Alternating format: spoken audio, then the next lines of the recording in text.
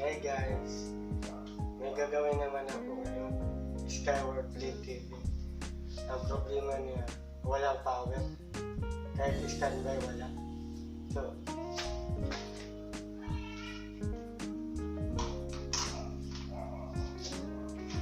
wala kahit standby.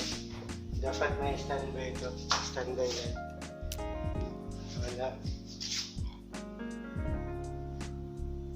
Wala.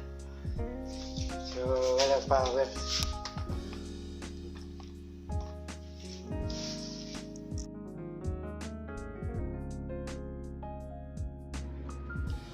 Gagawin ko na to.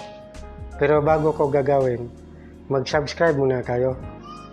I-like at i-share at pindutin ang notification bell para laging updated pag may bago akong video. Sige na guys, umpisahan na natin.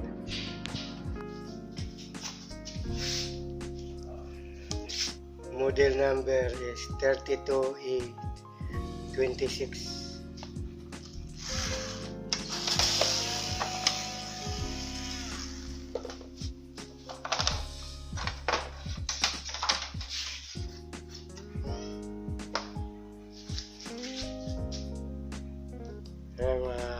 Check natin dahil guys kung may voltahe yung power board.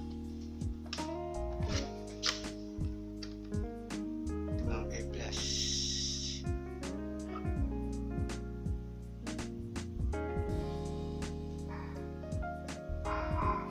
Mayroon guys. May supply. 12 volts. Okay yung power board niya. May 12 volts. Dito naman sa mainboard, tingnan natin kung may voltahe. Papasok ng mainboard mayroon. Tingnan natin yung papuntang system IC. Ngayon yung papunta na sa CPU niya, pinaka system. Tingnan natin. Ayan guys, wala guys dito. Ito yung pinaka B+. Dapat may supply to dito. Masusukat. Wala. Wala.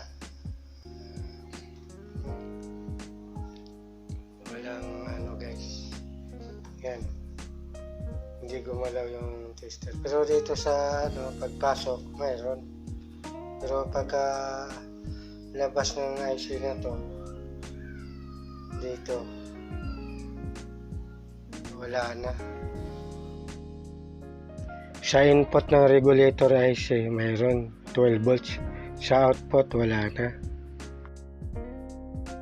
Konfirmado sira yung regulator IC.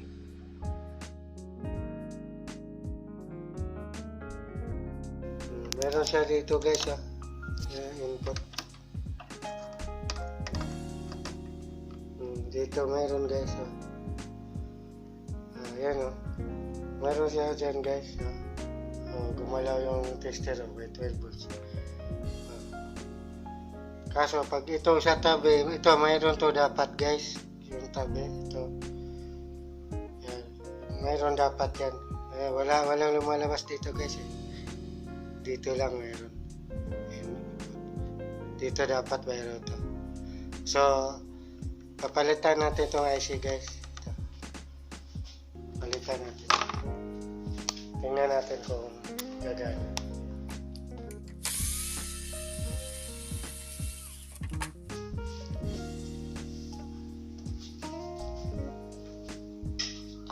So, ang problema nito guys, yung mainboard niya ang may problema. So, walang power to, walang standby. Supposed to be, ang problema dapat power board. Pero ang problema pala mainboard. Okay yung power board. So, dito tayo mag-concentrate. Palitan natin to. Mainboard repair ang gagawin natin dito. Fish out ng mainboard nito. Usually guys, ang pinapalit ko talaga, board talaga. Kasi madali lang eh. Kaso wala naman po ang board nito. Mahirap na maghanap ng board. So, yan ang gagawin natin guys. Hanap muna tayo ng IC guys. Ito. Bagay, marami akong stock ng dati.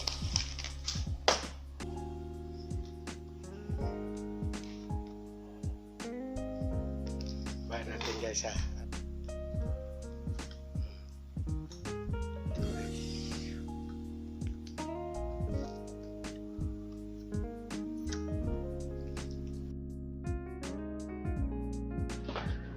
Kung may mga sirang mainboard kayo guys, na buo pa yung regulator IC, kunin nyo yung regulator IC.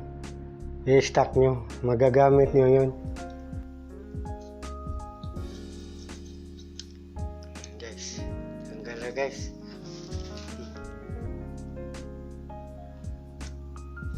Palitan na natin guys.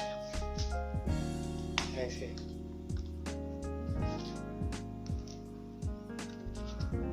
Ito yung sira. Ito, papalit natin guys.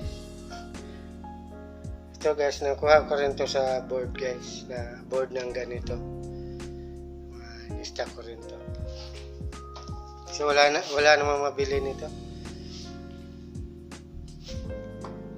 So ikabit ko na guys ha. Ikabit na natin.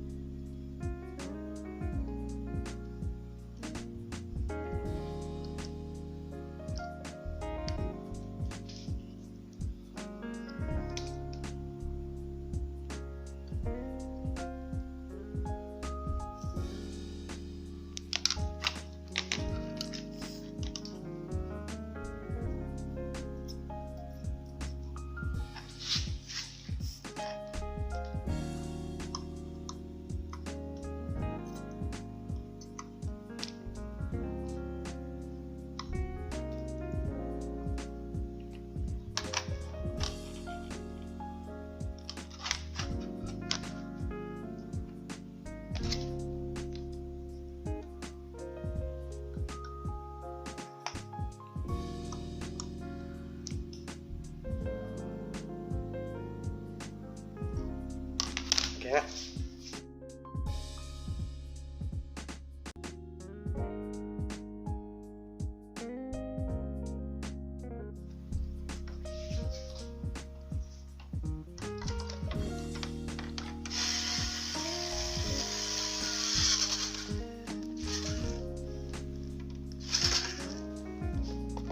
Wala tayong locker thinner.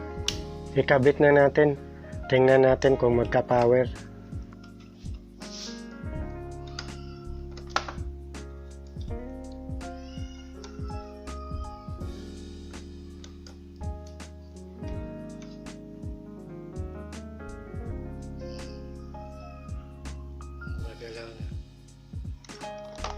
Testing. Okay na guys, may 5 volt supply na yung mainboard. Testing natin.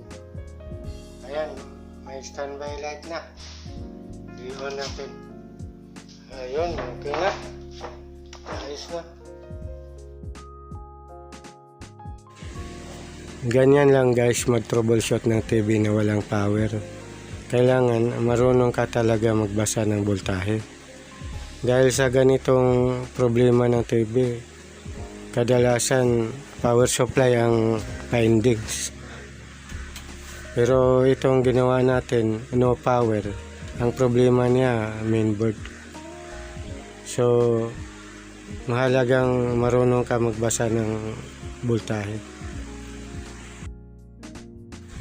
Yan yung sira. Regulator IC ng mainboard. Burado na yung number.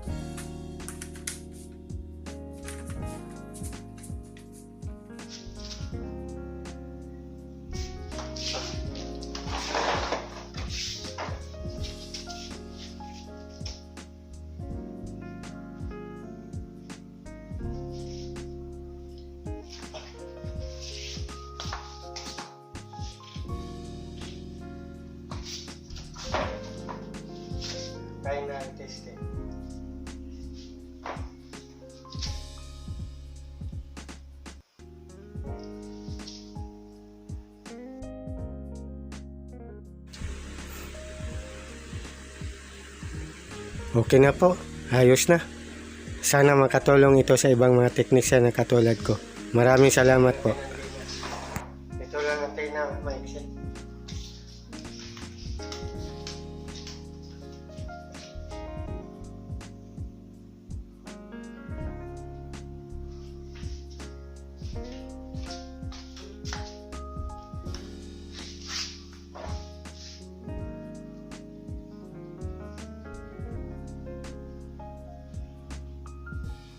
Wala po. Signet.